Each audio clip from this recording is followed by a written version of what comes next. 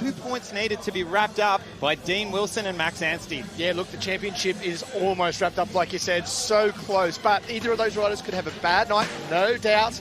But the big thing is, second, third, fourth place in both classes are still not decided yet. As we see, there's only 6 points behind the second, third, fourth in the 450s, 9 points in the 250s. So there's still plenty up for grabs, Lee, before this night is done.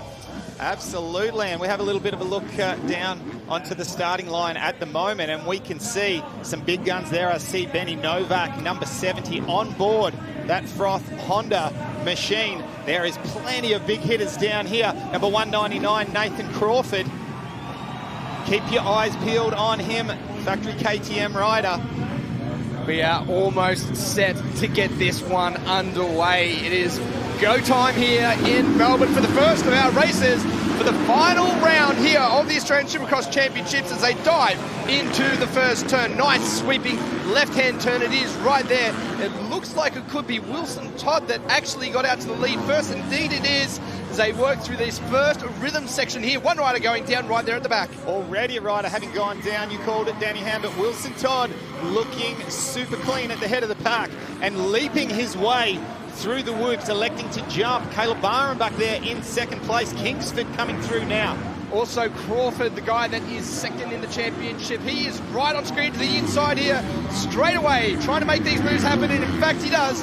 Moves himself up one more place. Big triple into that quad section before that finish line jump. And Lee, that is a huge jump. The factory KTM rider Nathan Crawford was looking super fast in practice and qualifying. Straight away started jumping rhythm sections that other riders weren't doing. It was only really Max Anstey that upped him ever so slightly during qualifying. So some very fast lap times we're seeing from him earlier on, but he needs to try to make his way up through the pack. Whoa. Because a nice pass on Reed Taylor. How was the aggression there, the determination by Crawford? We have been privileged all year long, Lee, to see this in the Motocross Championship, the way that Nathan Crawford is so determined. And I tell you what, compared to what we've seen in previous rounds, Lee, correct me if I'm wrong, this looks like a guy that wants to get this win under his belt tonight before this champion ends in 2023. Just the intensity. You can see him on the takeoff ramp there doing that little bit of extra work on that bike to try to keep it nice and low through the air. There's so much time to be made up here on this Marvel Stadium circuit. As they complete their second onto their third lap, Wilson Todd, the quickest time of a 50.5 second lap time. In qualifying, they got down to 48.2. So that's once the track had broken in just a little bit. There was a few more lines, some ruts on offer for these riders to turn off. We expect that we'll get these lap times down a little bit, and they've probably even thrown some water down, Lee, in that small break between the time they were on the track before to this first race. Now that 48.2 that you were just referring to, Danny, that was from Max Anstey, who, let's not forget, was faster than all of the 450s up until the last lap. That's how fast Anstey was going. Triple in here, great battle for second and third. That is Caleb Barham on the Yamaha. He got himself his first podium last time out. Just looking here, a little bit of a tuck of the front wheel, actually touched that inside marker, maybe with the front brake that assisted that front wheel tuck. I like this, outside lines, different moves coming around the track. This track, Lee, is really offering a lot of different stuff for these riders. Yeah, lots of different options here, and that's what you get from a slightly bigger size circuit. And I'd like to make comment, Danny Ham, you're wearing multiple caps this weekend. You're host alongside myself doing the television, but also you spent hours upon hours down there until the early hours of the morning doing the track building here, Danny. Yeah, part of the very amazing track crew that got this place up and running in a very, very little amount of time. I was just one of quite a few, and those guys are the real heroes here. They stayed here overnight and made sure this track was ready to go for today. As I left last night at midnight, there was still a couple of lanes to go, so massive effort for them to put in. What we are seeing is such a beautifully presented track right here in front of us right now. Now, Danny, something that we've seen over the years, traditional to, well, even back in the day, AusX Open, SX Open when it came to Melbourne, and of course here in Melbourne, and what we will see tomorrow night with World Supercross is the freestyle ramp as the takeoff for the landing ramp. Can you talk through for our viewers, Danny, just what it's like to do a ramp like this as opposed to the dirt jumps that we're used to? Look, it's daunting. There is no doubt. There was plenty of top riders looking at that, and I'm just keeping an eye on here. It looks like Crawford might be looking to sneak down the inside just behind this shot. Checkered flag for the hit to the line. Look at this. Up and over, and it's just Barham that's managed to hold on. And we'll get back to that topic of that freestyle ramp, but that there is a great battle between them two riders and really shows the determination. But Wilson Todd, I'm super impressed with the speed that we saw out of him from the very first laps. We take a look at the results here. Of course, Wilson Todd, Caleb Barham, Nathan Crawford, Reed Taylor, and Ryder Kingsford are your top 5. Kobe Wolf there back in 6th place. Connor Rosendich there in 7th. Benny Novak after a little bit of a crash there. Ty Keane back there in 9th. Brock Flynn and Ryan Coldenberg rolling out the top 10 there. Look, this is a great indication just how good this track is going to race. As we take a look at the race highlights, watch for the great start to the inside from Wilson Todd. It was actually Kingsford that got to the line first. However, that nice tight inside line from Wilson Todd, a smart bit of riding, put him straight up into the lead. There's that front wheel tuck that we were talking about from Benny Novak. He was sitting in such a favourable position. But the charge from behind came from Nathan Crawford at the end. It was all about Wilson Todd lighting the candles here in the first of the qualifying heats. And I've got to say also, Barham really picked up that pace. Crawford was coming on strong towards the end of that race. Barham stepped it up and they actually caught the lead rider just a little bit. So really good start to tonight's racing. Fantastic start, and of course down on the starting line we see heat number 2, and this of course is the SX2 class. Plenty of big guns here, and they don't get much bigger than Max Anstey on board that Froth Honda machine, carrying the number 1 plate, and he is our championship points leader. Thompson and Wageman are the other 2 riders that are in contention. Of course, it's not mathematically done yet for the championship. However, it is going to take a big stretch for anyone to be able to pass Max Anstey as we go into this. So keep your eyes peeled on that number 1 Honda machine as the gate drops. See if he gets one of his traditional starts. He has got so many hole shots this year. Bikes are ready to go. We'll launch out first. And again, as you said, that Honda's so quick out the gate, but it is Reese Budd, the 22 machine. Cosford has gone down, and who is the other rider that's gone down? We'll try to pick that rider up there. It looks to be number 2, Cole Thompson at the head of the pack, but Mitch Norris was the other rider to go down.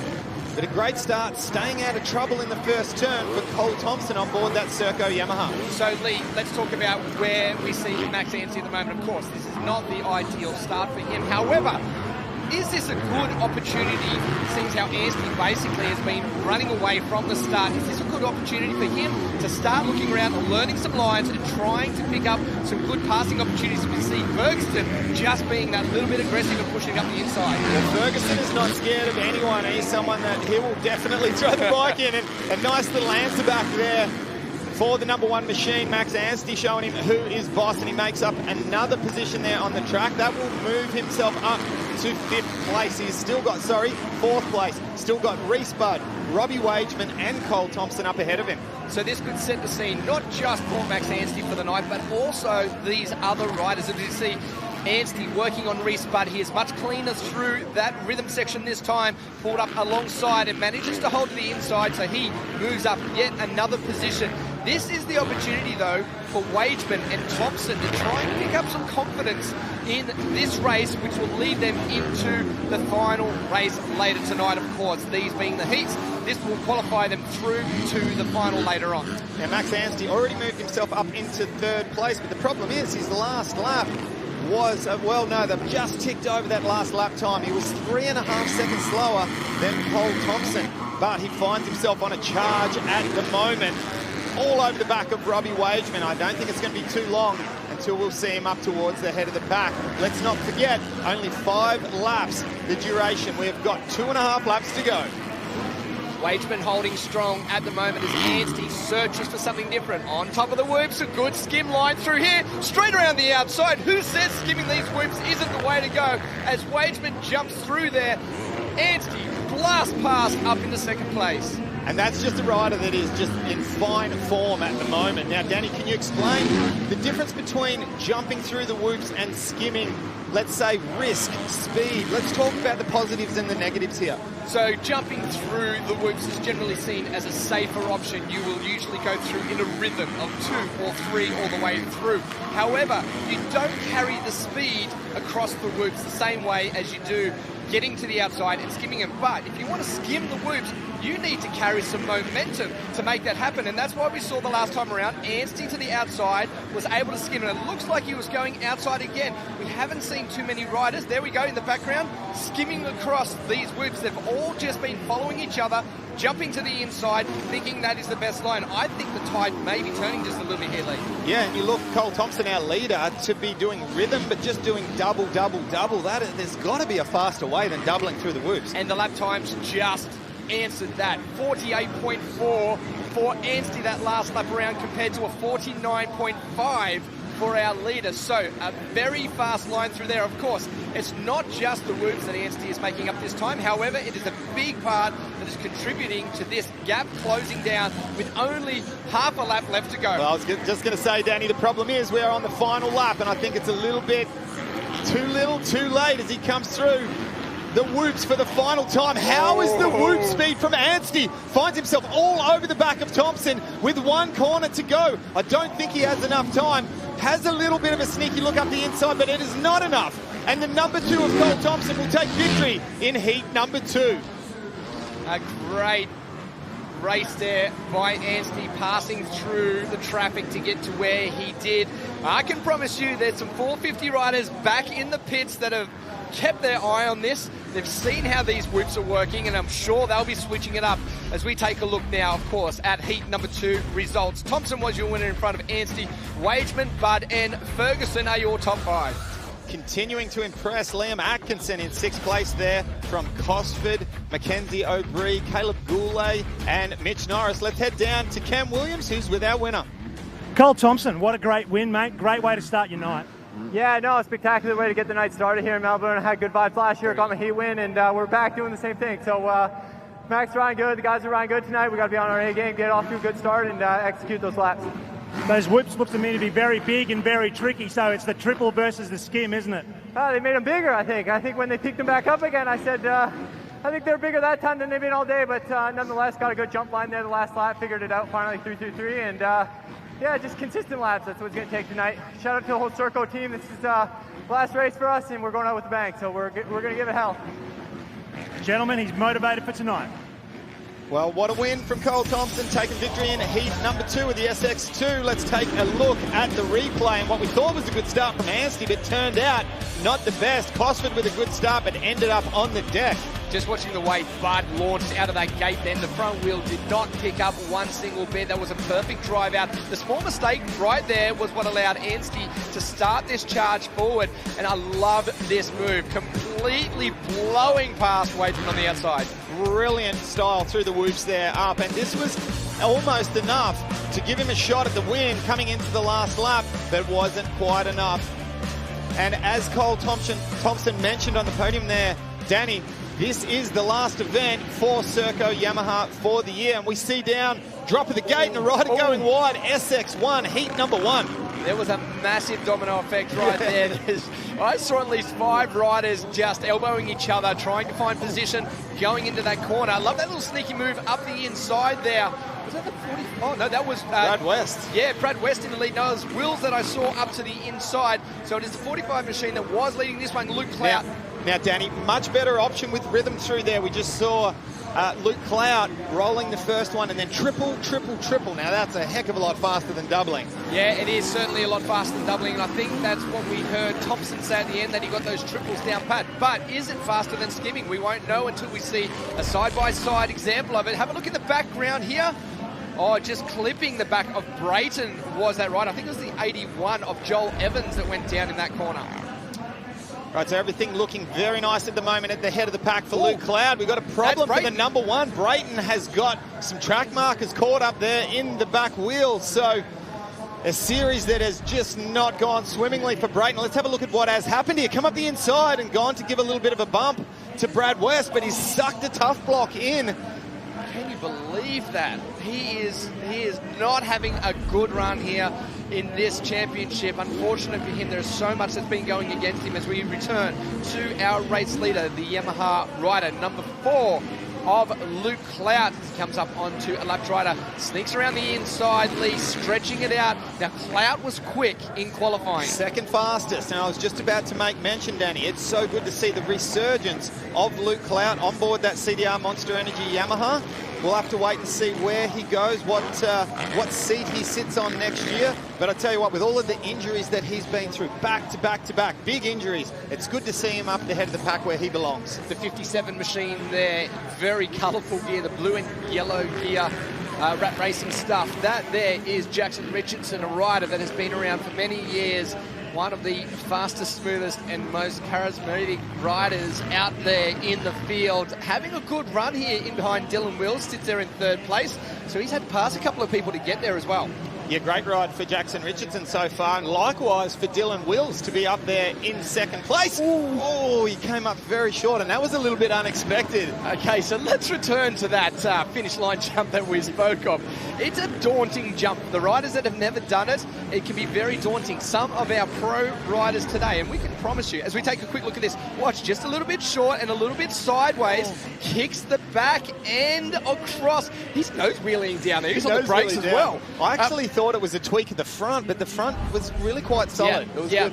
So that ramp, it pops you up high, and it's a daunting thing to come up to if you've never done them before. However, if you get the jump right, it is the smoothest, most beautiful floating feeling.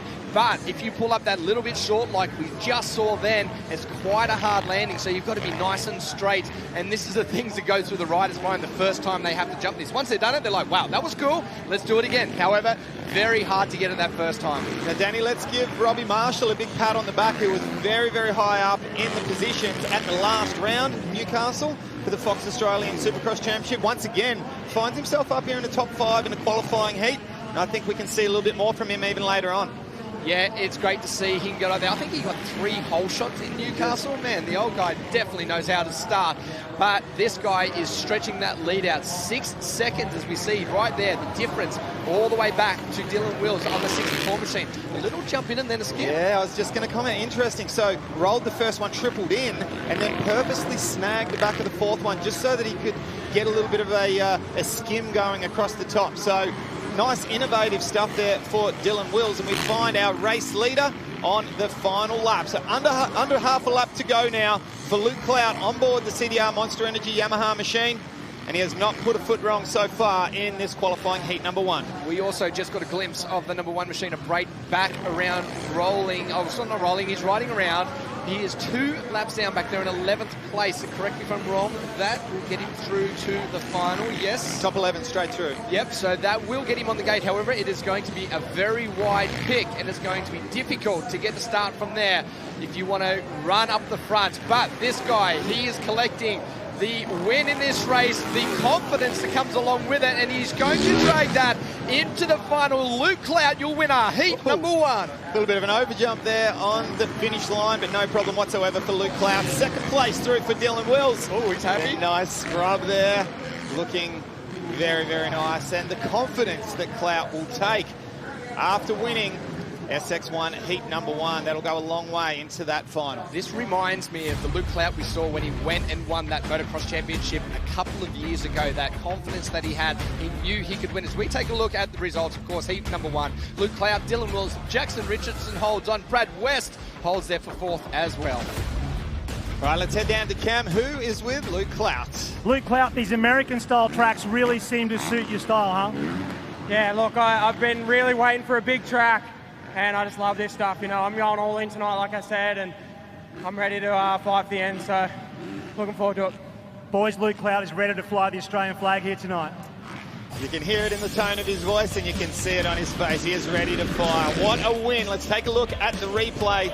A great start from Wills up the inside, but the carnage was all to the right. They got pushed wide. Brad West was leading this one, but unfortunate through the woods there. Here is the moment for Brayton that could have ended his night completely in that heat race, but did manage to get up and going again. Nice little nose wheelie there for Dylan Wills, but at the end, it was all about the number 4. as he came through to take the checkered flag, but not before a little bit of a wave to the crowd.